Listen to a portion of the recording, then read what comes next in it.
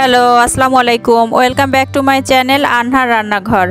আজকে আমি আপনাদেরকে তৈরি করে দেখাবো ঘরেই কিভাবে পারফেক্টভাবে হালিম মিক্স ও হালিম মশলা তৈরি করা যায়। হালিম আমরা কম বেশি সবাই পছন্দ করি, একটু কষ্ট করলেই কিভাবে ঘরেই পারফেক্টভাবে হালিম মিক্স ও হালিম মশলা তৈরি করা যায় সেই রেসিপিটি থাকছে আমার আজকের এই ভিডিওতে। তো কথা না বাড়িয়ে চলুন তাহলে শুরু করা যাক। হালিম মিক্স তৈরি করার জন্য এখানে প্রথমেই আমাদের লাগছে 1 কাপ মাসকলাইয়ের ডাল। তারপর আমি এখানে নিয়ে নিয়েছি 1 কাপ পোলার চাল, হাফ কাপ ছোলা বুটের ডাল। রমজান মাসে আমরা যে ছোলা খেয়ে থাকি সেই ছোলা থেকে যে ডাল পাওয়া যায় সেটাই ছোলা বুটের ডাল। আপনারা হয়তো সবাই চেনেন, এই যে এরকম একটু বড় দানা দানা একটু খাঁজ কাটা থাকে। এখানে নিয়ে নিয়েছি খেসারির ডাল হাফ কাপ। খেসারির ডাল আমরা পেঁয়াজু খেতে ব্যবহার করে থাকি। এখানে নিয়ে নিয়েছি হাফ কাপ মুগ ডাল। মুগ ডাল আমরা সবাই চিনি, ভুনা খিচুড়িতে বেশিরভাগ ক্ষেত্রে মুগ ডাল ব্যবহার করা হয়ে থাকে। মসুর ডালের কথা আর নাই বা বললাম, মসুর ডাল তো আমরা সবাই চিনি। আর এখানে নিয়ে নিয়েছি হাফ কাপ মটর ডাল। মটর ডালটা প্লেন হয় এবং আকারে একটু ছোট ছোট, এটাই হচ্ছে মটর ডাল। তো এই যে আমার সবগুলো উপকরণ এখানে নেওয়া হয়ে গেছে। এখানে আমি শুধু মুগ ডাল ছাড়া অন্য কোনো ডাল ভেজে নেব না।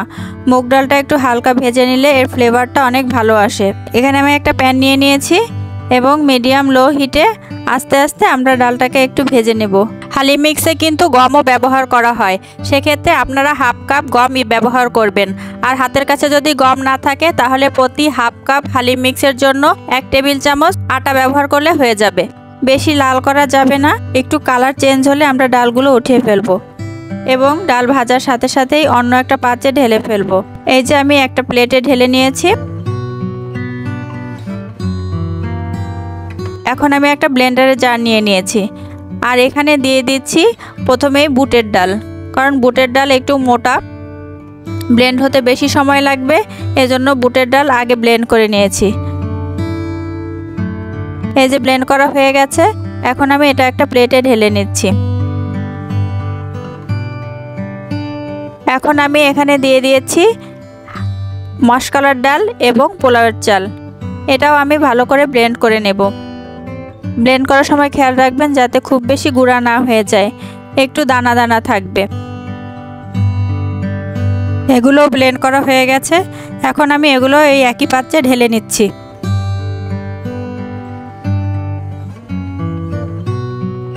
এখন আমি বাকি ডালগুলোও ব্লেন্ড করে নেব।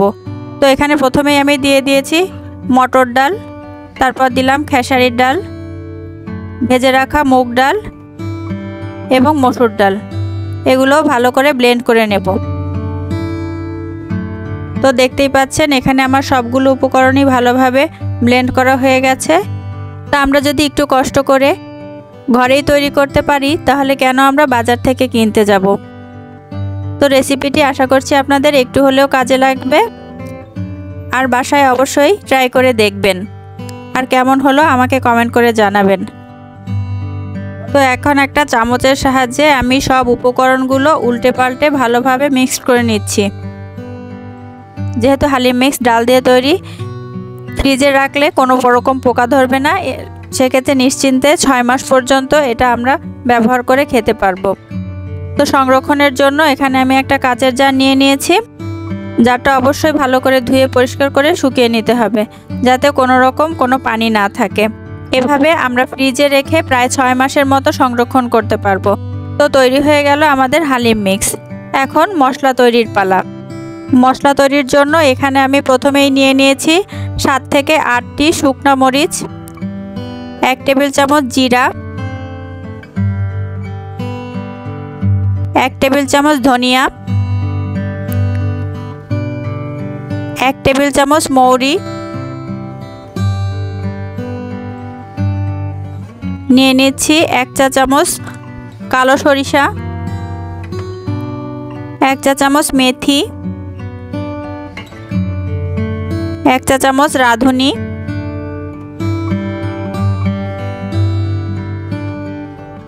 হাফ চা চামচ লবঙ্গ, হাফ চা চামচ কালো গোলমরিচ, হাফ চা চামচ সবুজ এলাচ, এখানে 6টির মতো সবুজ এলাচ হবে। নিয়ে নিয়েছি 2টা কালো এলাচ, এরকম বড় এক টুকরা জয়ত্রী এবং একটা মিডিয়াম জয়ফলের অর্ধেকটা আমি এখানে নিয়ে নিয়েছি। আরও নিচ্ছি কিছু দারচিনি, একটা স্টার অ্যানিস। স্টার অ্যানিস এখানে শাহি ফ্লেভার আনতে সাহায্য করবে। এখানে নিয়ে নিয়েছি 3টা তেজপাতা। তো এই যে আমার সব মশলাগুলো, এখন আমি একটা প্যান নিয়ে নিয়েছি এবং যে মশলাগুলো ভাজতে একটু বেশি সময় লাগবে সেগুলো আমি আগে ভেজে নেব।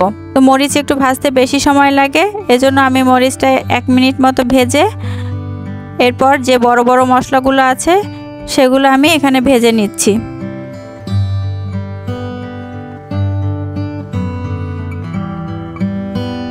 এই মশলাগুলো ভালো করে ভেজে নিয়ে তারপর আমি বাকি মশলাগুলো দিয়ে দিব। এখানে একটা বিষয় খেয়াল রাখবেন, মশলাগুলো কিন্তু খুব বেশি ভাজা যাবে না, হালকাভাবে ভেজে নিতে হবে যাতে ভালোভাবে গুঁড়া করা যায়, বা এগুলো ভালোভাবে রোদে শুকিয়েও আপনারা গুঁড়া করে নিতে পারেন। খুব বেশি ভেজে নিলে সেক্ষেত্রে ফ্লেভারটা ভালো থাকবে না। খেয়াল রাখতে হবে যাতে মশলার র ভাবটা থাকে। এখন আমি মশলাগুলো একটা প্লেটে ঢেলে ঠান্ডা করে নিচ্ছি। মশলাগুলো ঠান্ডা করার পরে এখন আমি এগুলো একটা ব্লেন্ডারের জারে নিয়ে নিচ্ছি।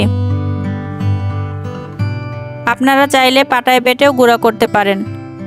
মশলাগুলো ব্লেন্ডারের জারেই গুঁড়া করেন কিংবা পাটায় বেটেই করেন, খেয়াল রাখতে হবে মশলাগুলো যেন খুব ভালোভাবে গুঁড়া করা হয়, কোনো দানা দানা না থাকে। এই যে মশলাগুলো ব্লেন্ডারের জারে নেওয়া হয়ে গেছে, এখন আমি এগুলো খুব ভালো করে গুঁড়া করে নেব। দেখতে পাচ্ছেন কতটা সুন্দরভাবে গুঁড়া হয়েছে। তো এখানে আমি এ পর্যায়ে দিয়ে দিচ্ছি 1 টেবিল চামচ বিট লবণ। বিট লবণ দেওয়ার পর আমি আবারও মশলাগুলো একটু ব্লেন্ড করে মিশিয়ে নেব। এই যে আমার মশলা তৈরি হয়ে গেছে। এখন মশলাগুলো আমি একটা প্লেটে ঢেলে নিয়েছি। এখানে আমি অ্যাড করছি কিছু আস্ত কালো সরিষা এবং কিছু আস্ত হলুদ সরিষা, কারণ আমরা যে কেনা মশলাটা ব্যবহার করি সেখানে দেখবেন দানা দানা আস্ত এই সরিষা থাকে। তো এই যে আমার মশলা তৈরি হয়ে গেছে। তো ব্লেন্ডারে ব্লেন্ড করার পর একটু ঠান্ডা করে তারপর এই জারে সংরক্ষণ করতে হবে। তো এখন সংরক্ষণের জন্য আমি এখানে নিয়ে নিয়েছি একটা কাচের জার। যে কোনো মশলা সংরক্ষণের ক্ষেত্রে কাচের জার ব্যবহার করার চেষ্টা করবেন, এতে করে মশলার গুণগত মান ভালো থাকে। এই যে তৈরি হয়ে গেল আমার হালিমের স্পেশাল মশলা। তো দেখলেন তো, একটু কষ্ট করলেই কত সহজেই স্বাস্থ্যকর উপায়ে ঘরেই হালিম মিক্স তৈরি করা যায়। আপনাদের অনেকের কাছেই এই হালিম মিক্স ও হালিম মশলা তৈরি করাটা ঝামেলার মনে হতে পারে। একটু খেয়াল করলেই দেখতে পাবেন বেশিরভাগ মশলা কিন্তু আমাদের ঘরেই থাকে।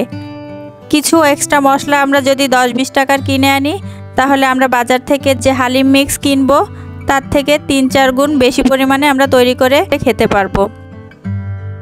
তো আজ এই পর্যন্তই। সবাই ভালো থাকবেন আর আমার জন্য দোয়া করবেন। আর আমার এই রেসিপিটি আপনাদের যদি একটুও কাজে লেগে থাকে তাহলে আমাদের ফেসবুক পেজ এবং ইউটিউব চ্যানেল সাবস্ক্রাইব করে আমাদের সাথেই থাকবেন। সবাই ভালো থাকবেন। আল্লাহ হাফেজ।